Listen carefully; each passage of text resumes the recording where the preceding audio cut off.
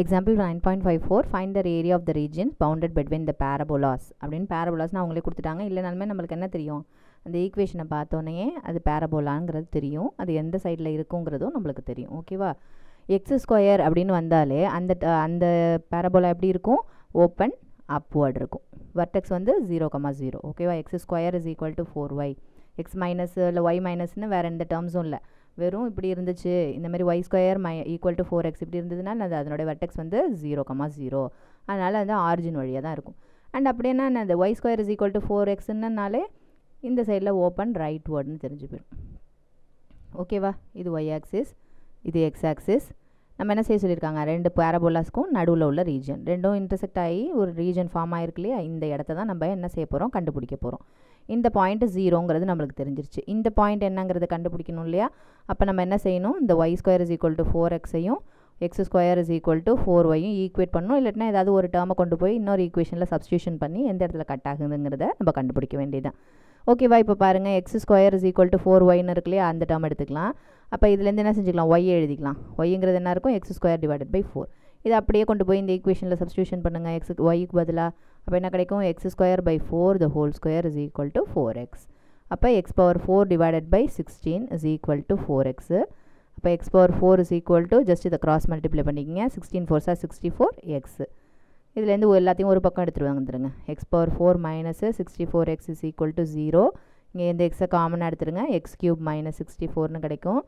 X is equal to 0னு ஒரு term கிடைக்கிது, X cube minus 64 is equal to 0.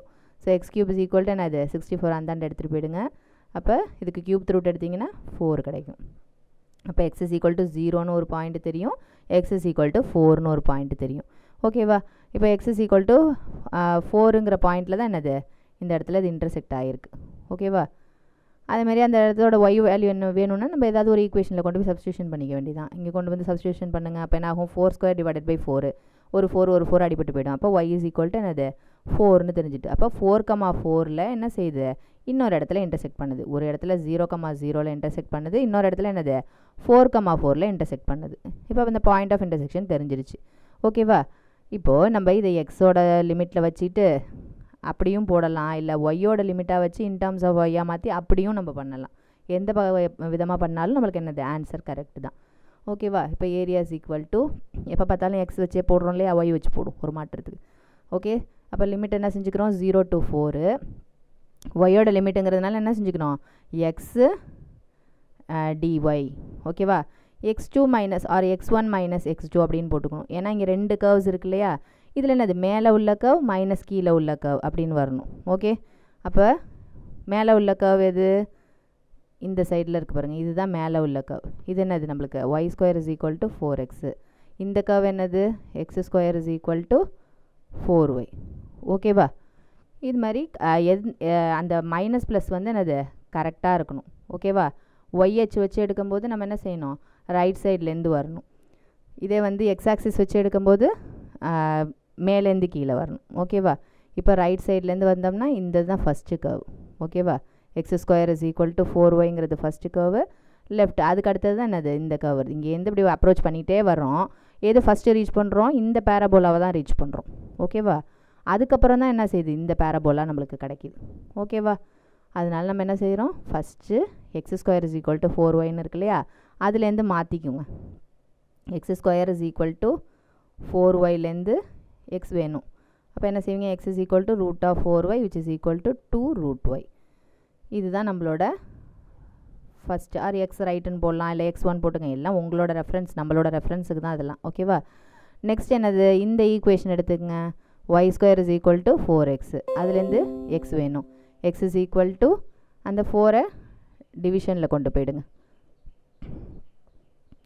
அப்போ என்னாகும், ஒய் ஸ்கொயர் டிவைடட் பை 4. ஓகேவா, எக்ஸ் லிமிட்டில் வேணாலும் வச்சு போடலாம், ஒய் லிமிட்டில் வேணாலும் வச்சு போடலாம். நம்ம என்ன இது ப்ரொசீஜரை வந்து கரெக்டாக ஃபாலோ பண்ணணும். ஓகேவா, ஒய் ஆக்சிஸ் வச்சு எடுத்தோம்னா ரைட் லெஃப்ட் பார்க்கணும், எக்ஸ் ஆக்சிஸை பொறுத்து லிமிட்ஸ் நம்ம எடுத்தோம்னா மேலே கீழே பார்க்கணும். ஓகேவா, ஸோ இங்கே என்ன வரும், 0 to 4. இப்போ ஃபஸ்ட்டு எந்த கர்வ் வருது, X square is equal to 4y, அதுலேருந்து நம்ம எக்ஸ் என்னன்னு எழுதிட்டோமா, 2 root yன்னு எழுதிட்டோம். அடுத்தது மைனஸ் இன்னொரு கர்வ் வச்சுருக்கோம் இல்லையா, அதுலேருந்து எக்ஸ் என்ன கிடச்சிருக்கு, y square divided by 4 into dy. Just அதை அப்படியே இன்டகிரேட் பண்ணிவிட்டு நம்ம அதை அப்படியே லிமிட்ஸ் அப்ளை பண்ணிட வேண்டியதான். இன்டகிரேட் பண்ணுங்கள். இது என்னது y பவர் ஹாஃப்னு இருக்குது. ஸோ y பவர் ஹாஃப்னா இது y power half plus 1 divided by half plus 1 வரும். ஹாஃப் ப்ளஸ் 1ங்கிறது என்னது 3/2 டிவைடட் பை 3/2 மைனஸ் இங்கே என்ன இருக்குது y ஸ்கொயர்னு இருக்குது. அதை இன்டகிரேட் பண்ணோம்னா என்ன கிடைக்கும் y கியூப் டிவைடட் பை 3. இங்கே டினாமினேட்டரில் ஏற்கனவே ஒரு 4 இருக்குது, அதை 3யோட மல்டிப்ளை பண்ணால் என்ன கிடைக்கும் 12 கிடைக்கும். இது ஒரே ஸ்டெப்பாக போட்டாலும் ரைட்டு தான், இல்லை 1/4ன்னு போட்டு ஸ்டெப் பை ஸ்டெப்பாக போட்டாலும் கரெக்டு தான். ஓகேவா? ஏன்னா நம்ம மிஸ்டேக் பண்ணாமல் பண்ணணும், அதனால் ஸ்டெப் பை ஸ்டெப்பாக போட்டால் நல்லது தான். ஃபஸ்ட்டு அப்பர் லிமிட் அப்ளை பண்ணுங்கள், minus the lower limit. First upper limit 4 substitution கொடுக்கணும். இது தலைகீழ் எடுத்துகிட்டு போயிடுங்க. 2 2s are 4 divided by 3 into 4 power 3/2 minus 4 cube divided by 12. இது என்னோட upper limit. Minus the lower limit. எல்லாத்தோடையுமே y மல்டிப்ளை ஆகிருக்குங்கிறதுனால இதை கொண்டு போய் சப்ஸ்டியூஷன் பண்ணால் எல்லாமே 0ன்னு ஆகிடும். ஓகேவா? இங்கே பாருங்கள் 4 பவர் 3/2ன்னா என்ன அர்த்தம்? 4 இன்ட்டு 4 இன்ட்டு 4 ஸ்கொயர் ரூட் எடுக்கிறதா அர்த்தம். 2 4 இருந்தால் ஒரு 4 வெளியில் எடுத்துருங்க. இந்த 4 என்னன்னு பிரிச்சுக்கலாம், 2 இன்ட்டு 2ன்னு பிரிச்சுக்கலாம். 2 2 இருந்ததுன்னா ஒரு 2 வெளியில் எடுத்துங்க. ஸோ 4 2s are 8ன்னு வருது. ஓகேவா? 4 இன்ட்டு 8 டிவைடட் பை 3 மைனஸ் 4 கியூபுங்கிறது 16 4s are 64 டிவைடட் பை 12. ஓகேவா? அப்புறம் சிம்பிளிஃபிகேஷன் பண்ண வேண்டியதான். 4 8s are 32. 32 divided by 3 minus 64 divided by 12. First இதை எல்சிஎம் எடுத்துங்க. இதை 4ஆல் அப்படியே மல்டிப்ளை பண்ணிக்க வேண்டியதான். மல்டிப்ளை பண்ணால் என்ன கிடைக்கும்? 4 2s are 8 4 3s are 12. 128 minus 64 divided by 12 which is equal to ரெண்டுத்தையும் சப்ராக்ட் பண்ணிங்கன்னா 64 கிடைக்கும். சிம்பிளிஃபை பண்ணிக்க வேண்டியதான். 3 4s are 12 16 4s are 64. இதுக்கு மேலே இதை ஃபர்தராக சிம்பிளிஃபை பண்ண முடியாது, அதனால் 16/3 ஸ்கொயர் யூனிட்ஸ். ஓகேவா? இதான் ஏரியா.